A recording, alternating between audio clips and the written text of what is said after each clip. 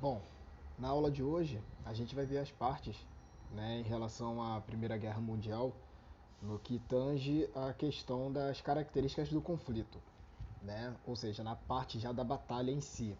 A parte primeira da Primeira Guerra Mundial é tratada, né, o que aconteceu antes, né, o que foi que levou a esse conflito, né, as características principais de como estava a Europa naquele momento e o que levou a esse conflito, né, de forma deliberada.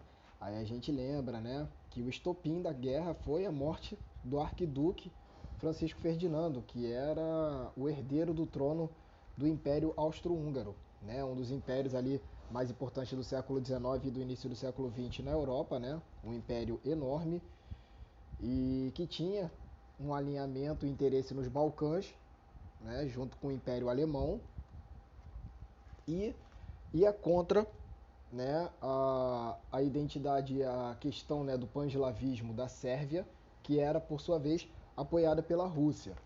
Então, esse acirramento, né, essa disputa entre os impérios no início do século XX na Europa vai ser uma das causas principais aí para o estopim da Primeira Guerra Mundial, né, da Grande Guerra, como a gente diz, né?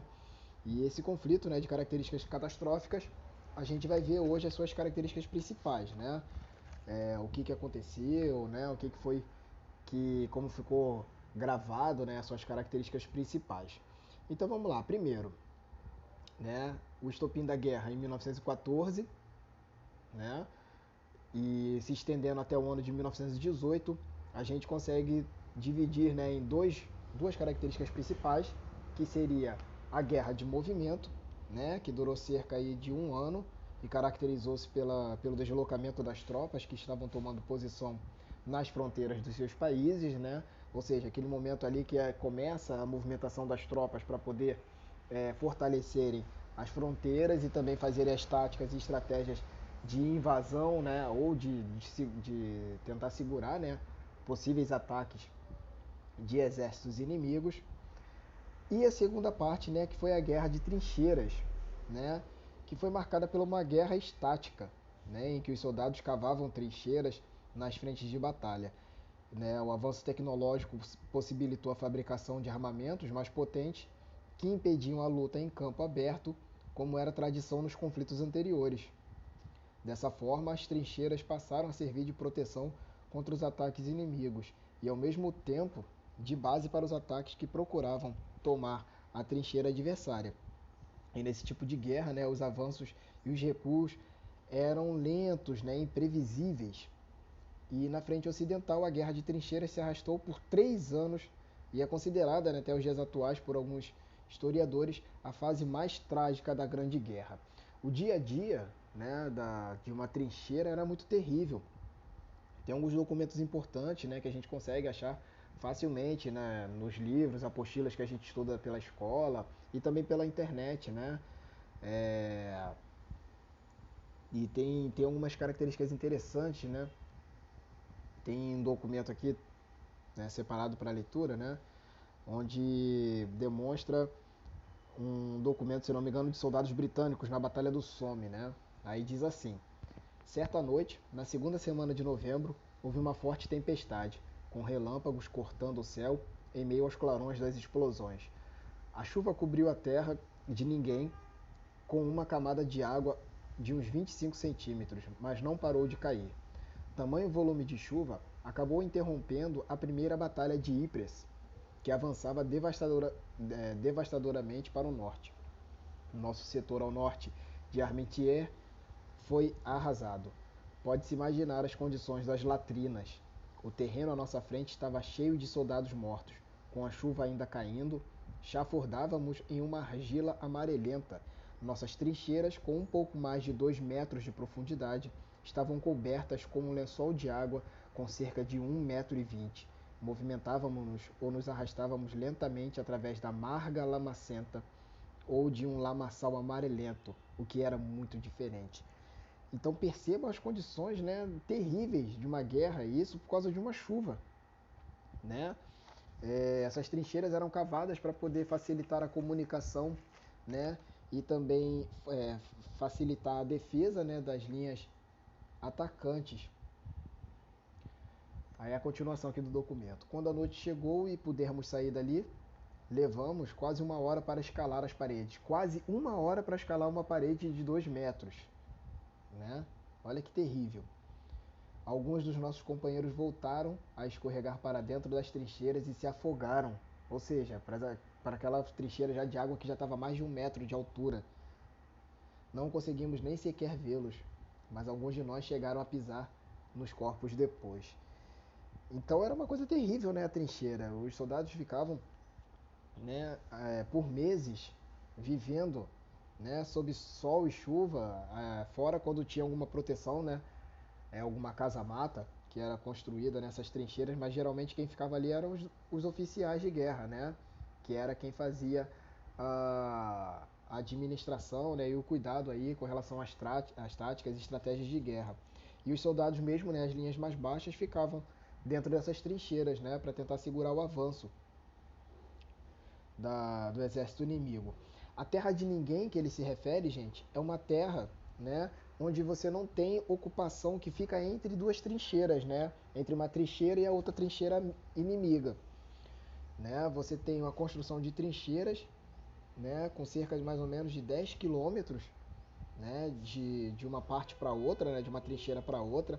Aí construía-se túneis de comunicação entre essas trincheiras, né, para poder ter avanço das informações, avanço de soldados. A retaguarda que ficava atrás das trincheiras era com as canhoneiras, né, para poder atacar pelo alto.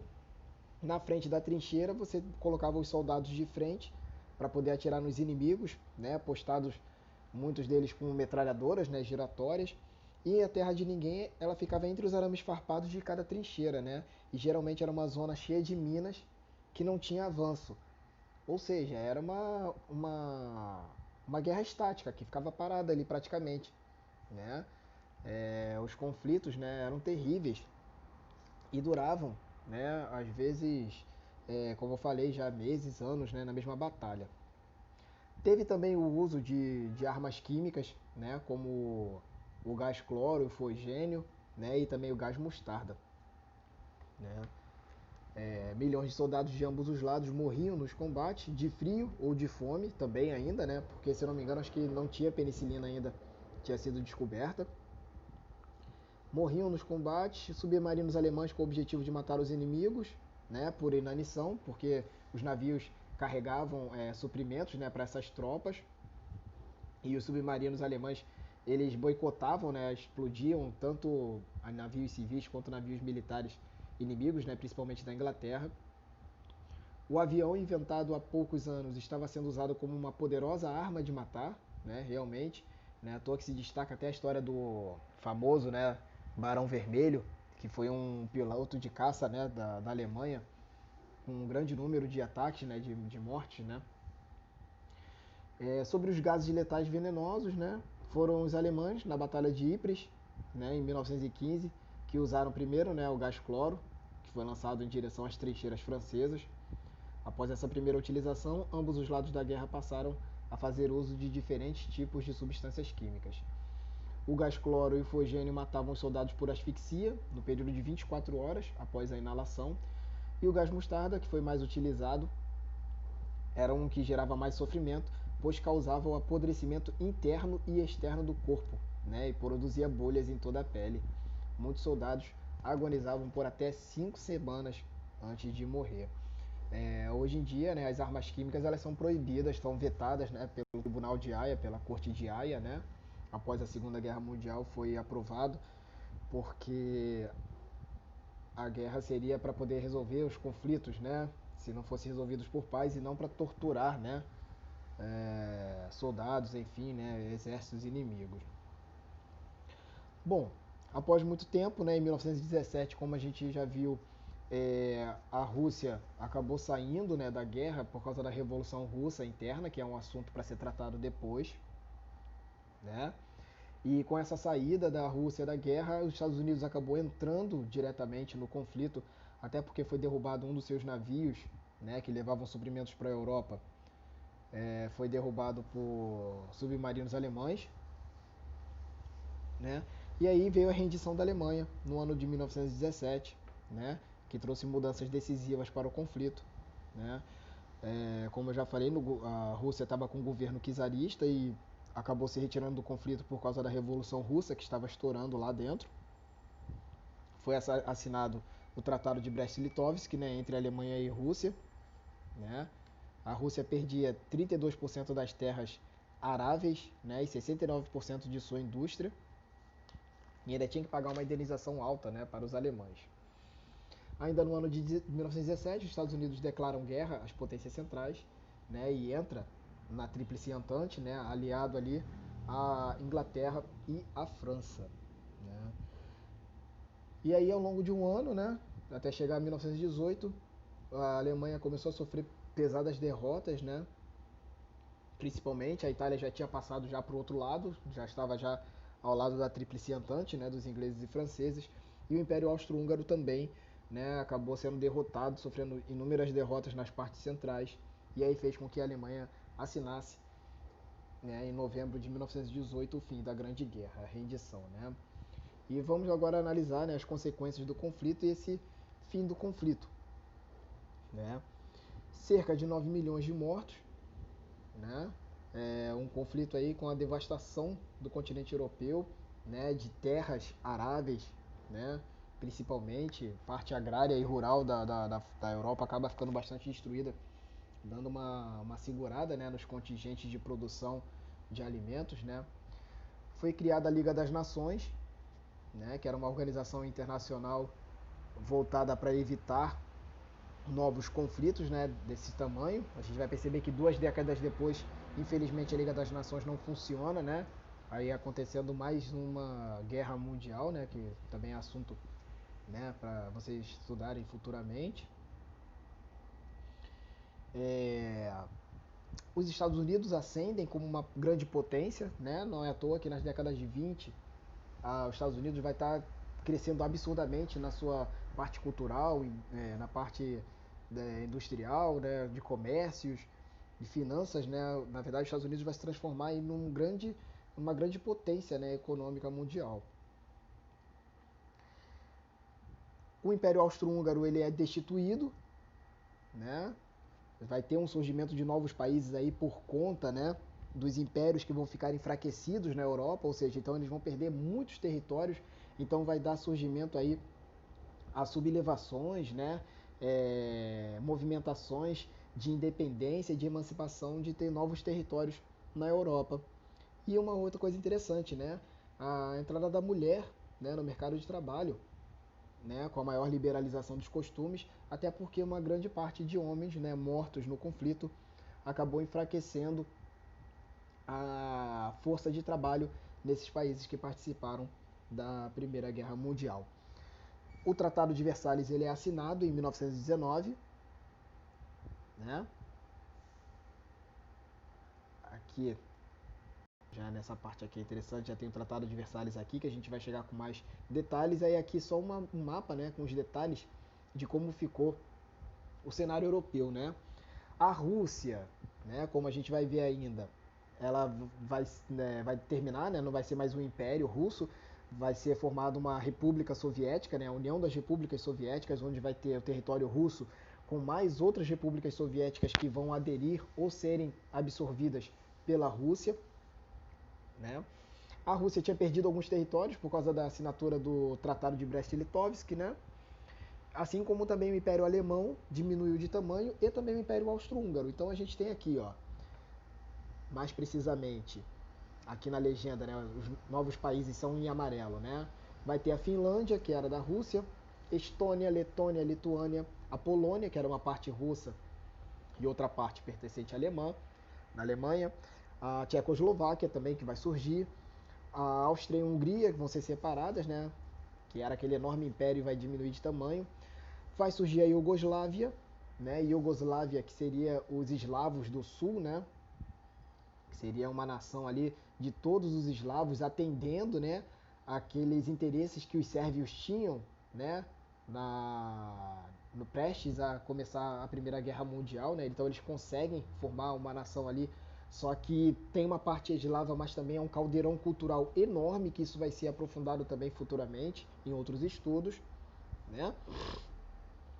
A Irlanda do Sul, que vai se transformar numa república, que vai se separar da Irlanda do Norte e da Grã-Bretanha, né? E a Islândia lá mais ao norte, a ilha também, né, que participa ali do território europeu, né, do continente europeu. Então, no Tratado de Versalhes, né, que foi um documento ali onde reuniu as potências, principais potências aliadas e associadas, né, que participaram, né, desse conflito.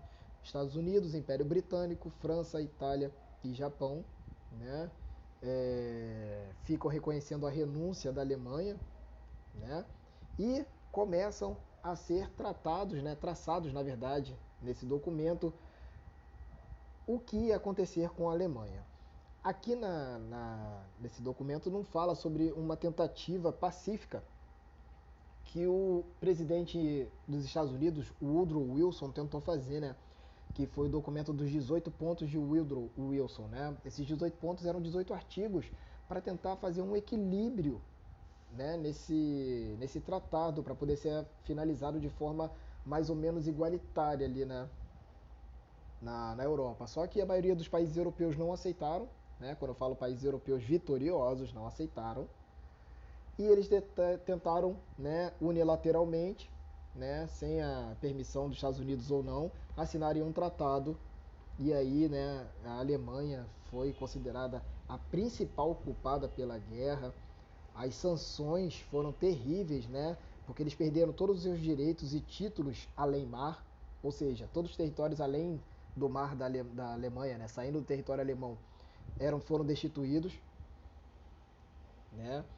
O exército alemão só ia ter somente 7 divisões de infantaria, 3 divisões de cavalaria. Isso aí, gente, não passava de 100 mil pessoas, se eu não me engano, esse exército era muito pequeno, né? Proibiu a fabricação de armas, munições, material de guerra, né? E sobre a aprovação ainda das principais potências que poderiam ser feitas ou não. Perdeu o território da Alsácia e Lorena, né, que era aquele vale do Ruhr, que eu já falei para vocês, né, que ficava ali entre a Alemanha e a França, né? Era um território ali logo embaixo de Luxemburgo, riquíssimo em minérios de carvão e ferro, né, para a produção de ferro e aço principalmente. Então a Alemanha acabou perdendo novamente esse território passou para a mão da França, né? Proibiu de não ter nenhuma aviação militar e também nem navios de guerra. Foi obrigado ainda a pagar uma alta indenização, né, altíssima para os padrões da época, por cada soldado morto, né, cada soldado morto na guerra das potências da Tríplice Entente. Então percebam como a Alemanha foi humilhada aí, né, nesse contexto. É importante a gente analisar porque muitas dessas causas do Tratado de Versalhes vão ser levadas diretamente, inclusive, né, para as possíveis causas da Segunda Guerra Mundial, que é um revanchismo alemão terrível, né, contra essa rivalidade aí dos franceses, que os alemães têm essa rixa, né, muito grande aí dentro do cerne deles, cultural, né, e que vão levar isso ainda mais para frente e acabar eclodindo a Segunda Guerra Mundial. Então vamos, né, analisar agora a Alemanha após a Grande Guerra, né, após a Primeira Guerra Mundial. Ela acabou vivendo uma grave crise econômica e social, né, uma inflação terrível. Não é à toa que tem várias imagens, inclusive na internet, né, com crianças brincando com pacotes de dinheiro, né, porque o dinheiro estava desvalorizado, não estava valendo muito, né, a moeda alemã. Para você comprar poucos nutrientes, né, para você poder sobreviver, tinha que levar maços e maços de dinheiro para poder adquirir às vezes um pão, né? Essa revolução social, né, que já estava já cansada do Império Alemão, que era conhecido como o Segundo Reich, né, alemão. O primeiro Reich foi do Otto Bismarck, que fez a unificação da Alemanha, né, que ganhou a Guerra Franco-Prussiana no século XIX. O segundo Reich foi com o Guilherme, que era o imperador alemão, né, à frente da Alemanha no conflito da Primeira Guerra Mundial. E o terceiro Reich, né, vai ser lançado com Hitler anos mais tarde, né? E aí essa revolução social derrubou o Kaiser alemão, né?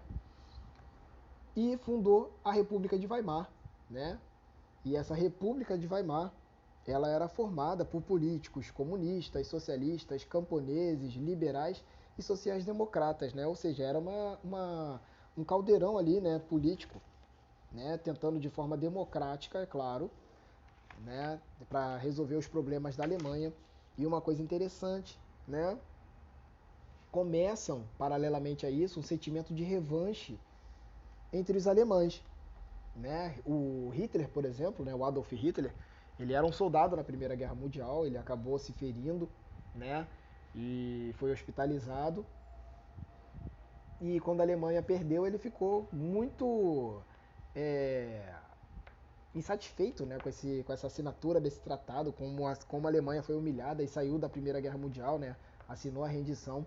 Então esse sentimento dele, inclusive, vai inflar os seus discursos, né, junto com outros camaradas na, lá do sul, né, camaradas não, né, companheiros, né, dele, com esses que dividiam a mesma ideologia, o mesmo pensamento, na região da Bavária, que vão fundar futuramente, né, o Partido Nazista, porque vai começar a crescer grupos de extrema direita, né, que vão criticar essa república porque ela é extremamente democrática, né, que tem a formação aí de vários setores políticos da sociedade, né, muitos setores políticos, inclusive rivais um do outro, né, por exemplo, os liberais e comunistas têm ideologias totalmente diferentes uma da outra, né, e estavam ali participando da política também, tentando resolver os problemas da Alemanha, né, e posteriormente, é claro, aos poucos começaram a perseguição aos grupos comunistas, né, tanto feita pela própria República de Weimar, como futuramente pelo Partido Nazista também, que não é o foco agora de estudo. Bom, e para finalizar, né, a gente tem que falar sobre a arte, né, também, paralela aí, junto à Grande Guerra, né, que foi o modernismo, né, a bandeira do modernismo começou a se acentuar, né, era um movimento aí que tentava romper, né, com os padrões do século XIX, tentando trazer novas expressões, né, com a marca do expressionismo principalmente, né, sendo marcado aí para poder trazer novas possibilidades, né, de confecção de arte. E aí, né, o resultado dela são as artes plásticas e na literatura alemãs principalmente, né, começam a acontecer mesmo, cores vibrantes, linhas distorcidas, personagens inquietantes, né, começam a fazer a marca, né, dessa arte e a experiência da guerra, né, que é marcante nos artistas e em suas obras, né. Aí tem um exemplo aqui, um quadro, né, do pintor alemão Otto Dix, em 1924, ano internacional antiguerra, né, produziu uma série de gravuras sobre as atrocidades da Primeira Guerra. Aí vocês vejam aqui, né, os corpos aqui caídos, né, os médicos ali olhando, né, esses corpos foram vítimas de gás, né, um gás químico. Tem muitas obras interessantes para poder serem estudadas, né, do Otto Dix principalmente, mas também tem do John Singer Sargent também, né, que tem lá na Inglaterra, uma obra dele conhecidíssima, né, de soldados que ficaram cegos, né, por causa do uso de armas químicas e cada um, né, andando, seguindo o outro com a mão no ombro, né, como se fosse uma fila para um ajudar o outro, né. Também tem Pablo Picasso, inclusive o Pablo Picasso ele vai ser pintor que vai registrar muitas coisas sobre a gripe espanhola de 1919, né, e também posteriormente da Guerra Civil Espanhola, né, que vai acontecer na década de 30, que também é um assunto para ser estudado mais para frente. Bom, então por hoje é só, a gente finaliza aqui o conteúdo, né, da Primeira Guerra Mundial e a gente se vê numa próxima oportunidade. Até mais.